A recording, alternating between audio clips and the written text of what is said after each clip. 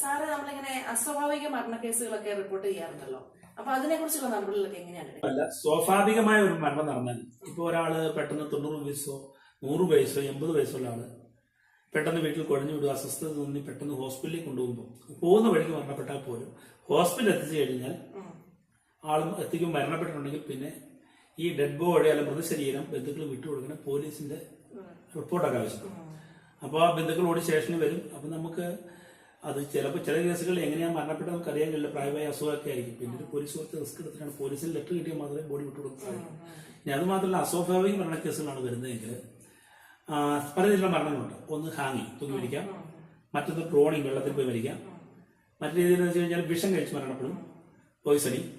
കൂടാതെ ചില accident case മരണം ഉണ്ടാവാം, മർഡർ കേസുകൾ വരാം, തീപ്പൊള്ളലേറ്റ് മരിക്കാം.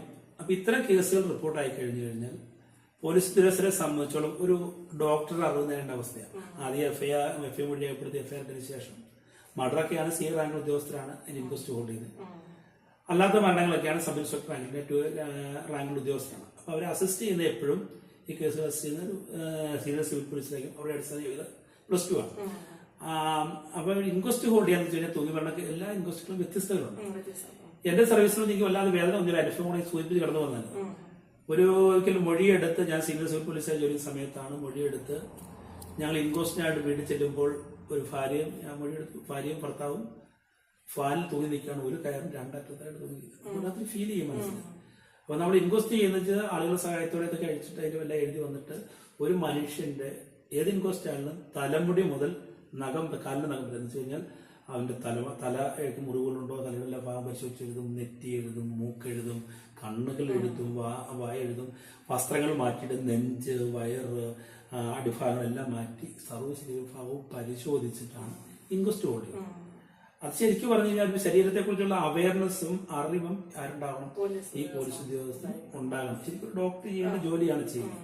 അപ്പം ആ ഇൻക്വസ്റ്റ് ഹോൾഡ് ചെയ്യപ്പെടുക എന്ന് പറഞ്ഞപ്പോൾ ഒരു വ്യത്യസ്ത രീതി വരും. കാരണം ഓരോ മരണത്തിനും നമ്മൾ അവലംബിക്കേണ്ട അറിഞ്ഞിരിക്കേണ്ട ഒട്ടൊരു കാര്യങ്ങളുണ്ട്. തീപ്പൊള്ളലിന് അറിഞ്ഞിരിക്കേണ്ട കാര്യമുണ്ട്. ഡ്രോണിങ് ആണെങ്കിൽ അതിന് മറ്റു രീതിയാണ്.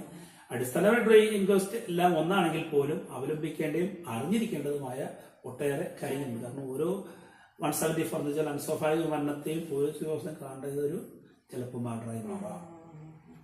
അപ്പോൾ അവൻ അത്ര സൂക്ഷ്മതയോടെ ചെയ്യണം. എവിടെയെങ്കിലും വീഴ്ച വന്നു പോയാൽ സംരക്ഷിക്കാൻ ആരും ഉണ്ടാവില്ല. അടിസ്ഥാന വിദ്യാഭ്യാസ +2 ഉള്ള ഉദ്യോഗസ്ഥൻ ഈ അറിവ് നേടിയിരിക്കണം. എന്തെങ്കിലും വീഴ്ച വന്നാൽ അവന്റെ ജോലിയെ ബാധിക്കും, ആരും സംരക്ഷിക്കാൻ ഉണ്ടാവില്ല. ഇത് ഇൻക്വസ്റ്റ് ചെയ്ത കാര്യമാണ്. ഇൻക്വസ്റ്റ് കഴിഞ്ഞു കഴിഞ്ഞാൽ ഒരു പോലീസ് ഉദ്യോഗസ്ഥരെ ഏൽപ്പിച്ചാണ് മൃതശരീരം പോസ്റ്റ്മോർട്ടത്തിനായിട്ട് മെഡിക്കോളിലേക്ക് അയക്കാനും പോലീസ് സർജൻ മുമ്പ് അയക്കുന്നത്. ഈ പോലീസ് സർജന് മുമ്പിൽ എനിക്കുണ്ടായ ഒരു അനുഭവമാണ് ഞാൻ സൂചിപ്പിക്കുന്നത്.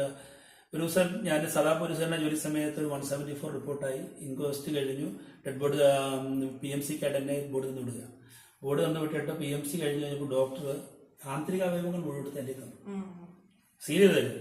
എന്നിട്ട് ഇത് തിരുവനന്തപുരം ഫോറൻസിക് സയൻസ് ലാബറട്ടറി എത്തിക്കണം. അവിടെ പരിശോധിച്ചാൽ ഞങ്ങൾ മരണം കൊടുക്കും. ഇത് കിട്ടി വൈകുന്നേരമാണ്. രാത്രി കൊണ്ടുപോയ സ്റ്റേഷനിൽ വെച്ച് പിറ്റേ ദിവസം ഞാൻ ഒരു തിരുവനന്തപുരം ബസ് കയറി പോവാം. മനുഷ്യന്റെ ശരീരം ആന്തരിക അവയവം ആദ്യമായിട്ട് കിട്ടുമ്പോൾ എന്റെ മനസ്സിൽ വല്ലാത്തൊരു ടെൻഷനൊക്കെ ഉണ്ട്. അപ്പൊ എനിക്ക് ഈ ബസിന്റെ ഇത് മൂടി കയറ്റി വെക്കാൻ പറ്റത്തില്ല. എന്തെങ്കിലും മോഷണം വരികയും ഉണ്ടാക്കാൻ പറ്റില്ല. ഞാൻ ഈ സാധനം എന്റെ കാലുകളുടെ ഇടയിൽ നിർത്തി വെച്ചേക്കുക. തിരുവനന്തപുരം എത്തുന്നവര് പുലർച്ചെ ഞാനൊരു 4 മണി അവിടെ എത്തി. എന്നിട്ട് മുറിയെടുത്ത് കിടന്നിട്ട് അതിന്റെ അടുത്ത ദിവസമാണ് ഈ സാധനം ഞാൻ കൊണ്ടു കൊടുക്കുന്നത്. നമുക്ക് അനുഭവിക്കുന്ന ഒരു ബുദ്ധിമുട്ട് എനിക്കുണ്ടായ അനുഭവം ഇതാണ്. എന്റെ സുഹൃത്തിന്റെ പോലീസുകാരൻ അനുഭവിച്ചത്. പുള്ളിക്ക് പ്രാവശ്യം ഇങ്ങനെ ആന്തരിക അവയവങ്ങൾ എടുത്തു കൊടുത്ത് തിരുവനന്തപുരം ഫോറൻസിക് ലാബ് കൊടുത്തു. പുള്ളി ഇതുകൊണ്ട് പോകുമ്പം ഇത് ലീക്കായി കഴിയുമ്പോൾ വല്ലാത്ത മണം സ്മെല്ല് കാരണം ഡെഡ് ബോഡിയുടെ സ്മെല്ലാ വരുന്നത്. KSRTC ബസ്സിലെ കണ്ടക്ടർ ബെല്ലടിച്ച് അവനെ വണ്ടി ഇറക്കി വിട്ടു. ഇങ്ങനെ വല്ലാതെ പോലീസ് ഉദ്യോഗസ്ഥൻ വിഷമിക്കുന്ന സാഹചര്യങ്ങൾ. ഇത് ഫോറൻസിക് FSL കൊണ്ടുവന്നാലും പോലീസ് വാഹനം ഒന്നും കിട്ടുന്നില്ല. പോലീസ് വാഹനമൊക്കെ വളരെ അതിന്റെയൊക്കെ അവസ്ഥ അത് പിന്നീട് ചിത്രീകരിക്കാം.